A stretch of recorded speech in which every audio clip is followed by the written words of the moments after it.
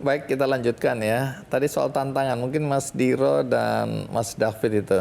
Ya. Dalam konteks untuk mesin ini, apa tantangan yang dihadapi ketika memasang mesin ini dan meyakinkan bahwa ini memang betul-betul bisa dipakai untuk terbang? Mesin itu menggunakan 447, Rotax 447 yang biasa digunakan oleh rekan-rekan para motor.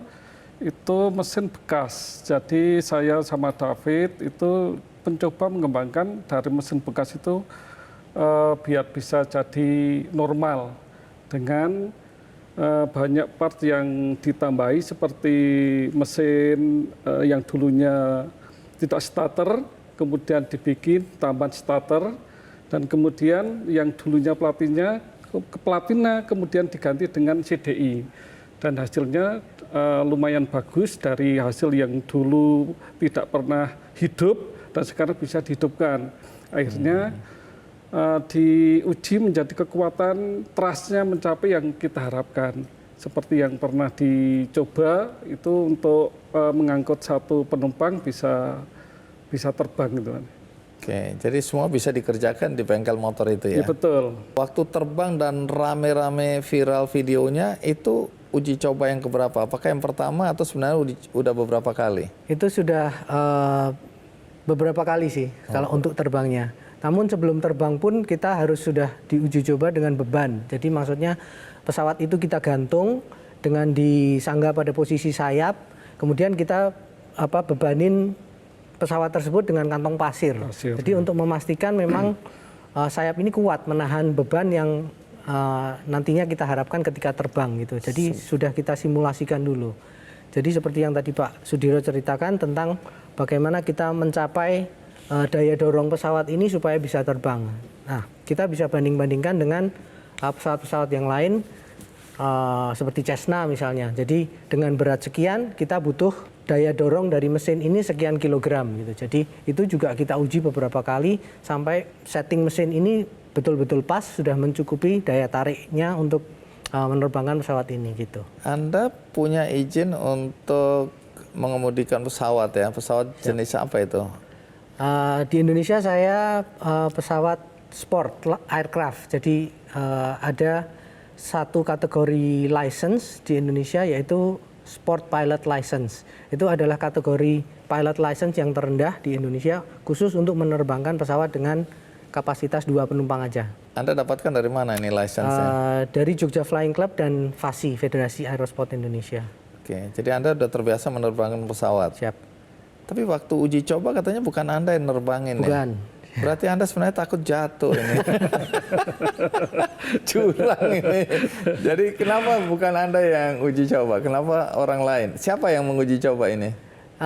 Yang menguji coba adalah memang tes pilot dari Jogja Flying Club. Pilot, dari ya memang secara prosedur memang harus oleh ahlinya yang sudah bersertifikasi dan bukan sebagainya. Bukan berarti Anda bilang kamu yang coba dulu deh.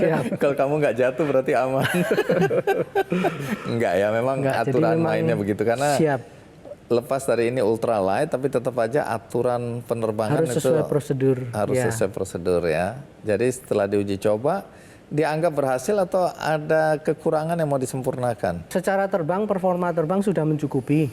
Jadi tahap selanjutnya sebenarnya kita mau tingkatkan performa terbang ini supaya bisa terbang lebih jauh. Karena saat ini posisinya antara berat dengan thrust tadi kita rasa masih kurang, dalam arti untuk bisa terbang jauh itu kurang memadai gitu. Jadi harus lebih ringan maksudnya? Harus dengan mesin yang lebih besar. Oh, mesinnya yang lebih besar. Ya, supaya kita bisa terbang lebih jauh, lebih safety juga dari segi kontrol pesawatnya. Karena pesawat kalau terbang terlalu pelan, dari kontrol kurang efektif.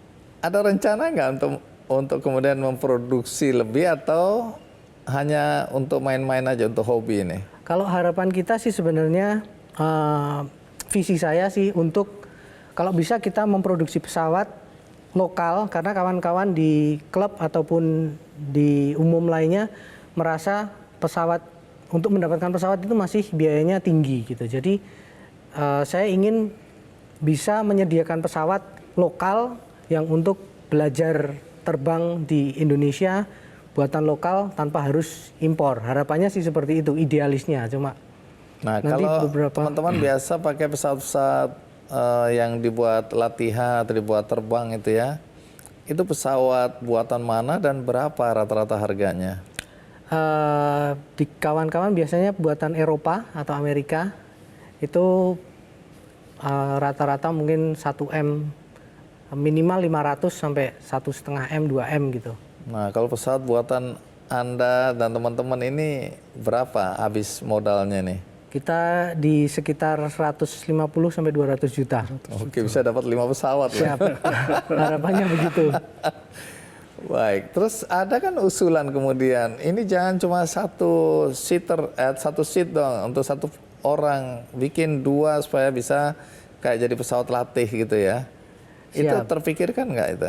Siap, betul. Sesuai dengan yang lalu, jadi tes flight ini kan juga sangat didukung oleh FASI, Federasi Aerosport Indonesia, oleh Komandan Lanut Adi Sucipto. Jadi beliau kalau nggak ada support dari FASI, kita juga tidak mungkin melakukan uji coba di bandara Adi Sucipto ya. Adi Sucipto Jogja. Kemudian masukan-masukan dari mereka, teknisi mereka, sebaiknya begini, sebaiknya begitu ketika kita proses pembuatan. Selain itu juga dari beliau mengarahkan untuk kita bisa buat yang 2 penumpang minimal. Jadi bisa instruktur dan pelajar untuk belajar terbang gitu. Idealnya seperti itu. Baik, jadi ada lah ya rencana pengembangan kalau bisa dijual ya. Siap. Mungkin harganya ya nggak 200 lah, itu kan modal awal ya. Mungkin jualnya bisa 400 atau 500 ya. Kalau udah benar-benar layak uji terbang. Jadi ini sebenarnya belum dapat izin terbang ini ya? Izin terbang sudah hanya untuk test flight pada saat itu aja. Karena kalau kita diterbang, izin terbang itu setiap kali terbang kita harus diizinkan. Siap. Komentar orang-orang Temanggung sendiri gimana setelah lihat ada anak Temanggung bikin pesawat ini? Apa rata-rata komentar? Komentarnya kalau di lingkungan saya khususnya ya, itu sangat mendukung dan sangat senang sekali itu. Dan teman-teman yang di luar Temanggung gitu, yang saya dengar itu juga banyak sekali yang mensupport dan pinginnya dikembangkan lebih tinggi lagi itu. Dan bisa membuat pesawat yang lebih modern dengan 2 penumpang khususnya dan yang bisa diproduksi massal itu. Baik, ini komponennya berapa persen jadinya bahan lokal ini? Kalau di persentase? Mesin pasti import lah mesinnya. Mesin impor dan alat-alat navigasi itu yang kita memang impor. Asalnya dari luar. Belum ada di sini ya. Walaupun kita beli di sini tapi dari impor.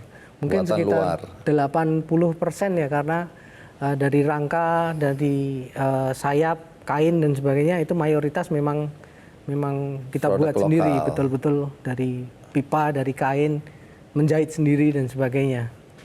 Baik. Ke depan apa yang ingin diwujudkan dalam waktu dekat ini, penyempurnaannya? Ya, semoga kita bisa diizinkan kembali, tetap disupport oleh Komandan Lanut terutama Adi Sucipto dan FASI dan rekan-rekan semua untuk bisa terbang cross country minimal dari Jogja ke Temanggung gitu. Jadi kita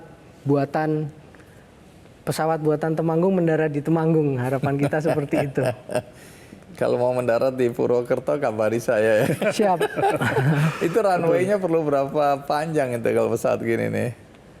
Ini 500 meter sudah cukup sudah sih. Cukup ya? Ya sudah, saya akan sediakan di sana. Siap. Siap. Baik, terima kasih Mas Diro, Mas Andi ya. Udah berbagi cerita tentang pesawat yang bikin heboh ini. Karena kalau orang Jakarta yang bikin, mungkin sebagian orang bilang ya sudahlah gitu ya. Tapi begitu dengar anak-anak muda Temanggung yang bikin, kaget kami semua ya. Apalagi sudah terbukti terbang. Terima kasih sudah berbagi. Itu dia cerita tentang sosok-sosok inspiratif dari daerah dan karya mereka yang membuat decak kagum. Bagi Anda, saya harapkan ini juga memberikan inspirasi bahwa tidak ada yang tidak mungkin kalau memang kita bersungguh-sungguh.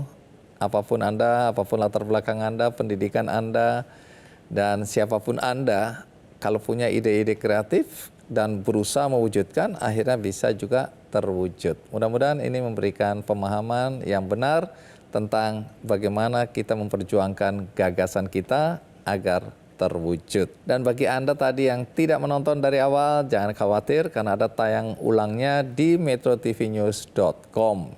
Ada juga cuplikannya di Kick Andy Show. Dan bagi Anda yang ingin berbuat baik, ada cara yang mudah, yaitu melalui benihbaik.com.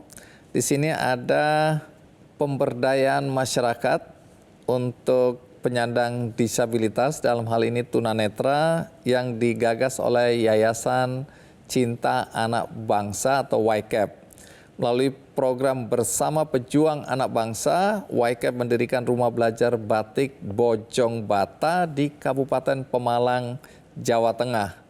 Nah, di rumah belajar ini teman-teman tunanetra diberikan pendidikan dan pelatihan agar memiliki keterampilan sehingga mereka bisa mandiri secara ekonomi.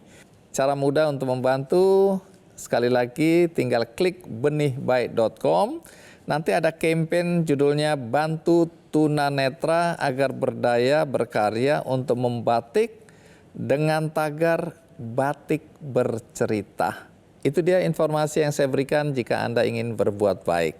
Semoga sekali lagi acara ini bermanfaat untuk kita semua. Sampai jumpa.